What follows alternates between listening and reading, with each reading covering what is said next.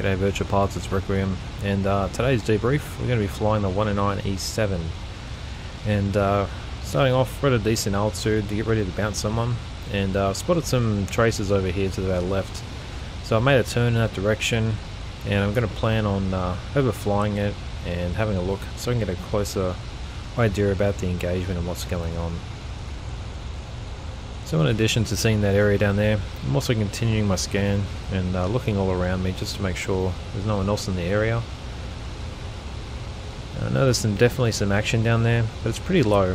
So considering my altitude, I want to focus my attention more at the same level or above, and maybe slightly below. The lower level stuff doesn't necessarily really interest me that much, because it's sacrificing a lot of altitude to try and get an attack in. Right now those guys are a little bit further away. There's a target that just popped out of the cloud. Looks like a silhouette of a 109, so he's not a factor.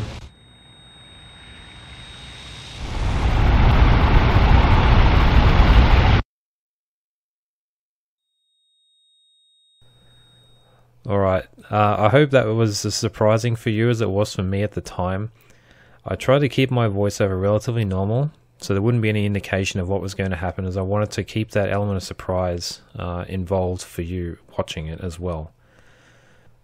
So what I hope this shows is that when you're flying solo, it's going to be pretty taxing on you, and it makes it very difficult for you to clear your 6 all the time, as well as trying to maintain situational awareness on an engagement that may be going on around you.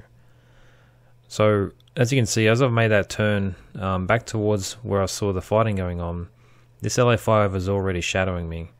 So as I turned away, he went up into a climb, and then he's getting ready to come down. So around this point is when I did happen to do a high 6 o'clock check, but I wasn't quite checking towards my high right 5 o'clock or so, and that was where he was coming from.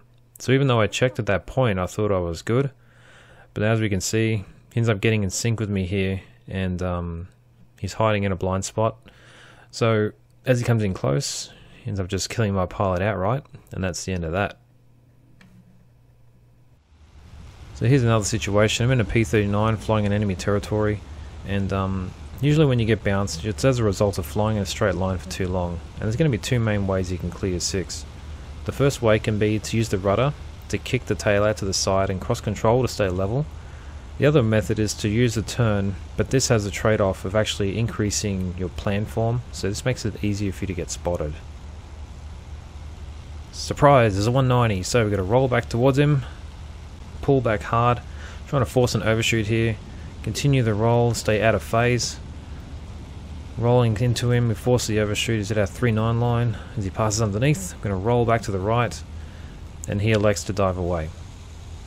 So while we didn't get a shot opportunity at all out of this, we've at least avoided getting killed.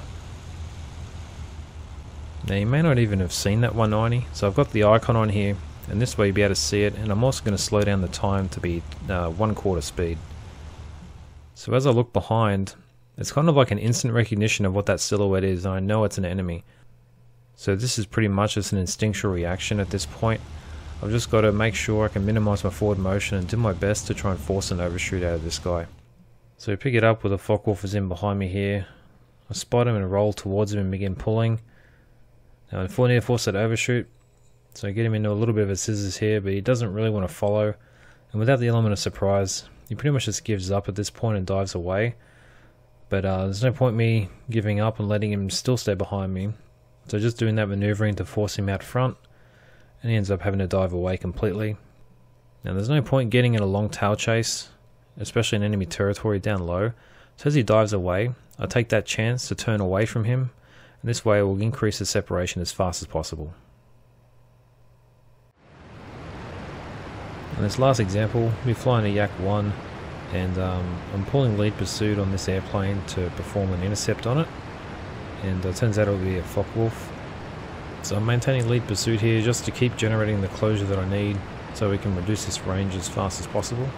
Now the Focke-Wulf has started flying away from me, so we're going to have a reduced amount of closure, which means I'm not going to close that distance as fast as I want. So I'm going to have to think about getting in a position that will conceal me until I'm ready to fire. I think it's also safe to assume the bandit doesn't see either me or my wingman yet, so my wingman is going to remain in trail and keep a lookout while I close in. Now with my current position, I'm sitting about the bandit's right 5 o'clock low, so if he was to look in this direction, he would see me, and we want to avoid that, so I'm going to go a little bit lower, and then I'm going to come around to the left, and I'm going to get in sync right behind the bandit's low 6 o'clock. So this way I can shadow him from this position, close the water radiators to minimize my drag, and that way I'm going to have a decent enough closure that we can close this distance in the shortest amount of time possible. And unless the bandit's going to kick the rudder out to the side to look behind his tail or initiate a hard turn, then we're not going to be seen. So here we can see he initiates a very small turn. I'm just trying to maintain my position to stay in that low 6 o'clock region, so if he is looking, he won't see me.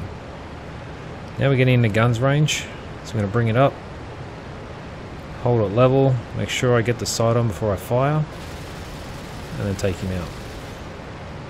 That completes today's dogfighting debrief. If you enjoyed it, be sure to share it with your friends and become a subscriber. And if you happen to have any of your own thoughts about these little engagements, you can leave a comment. And as always, remember to fly safe, and unlike me in this video, be sure to check your six.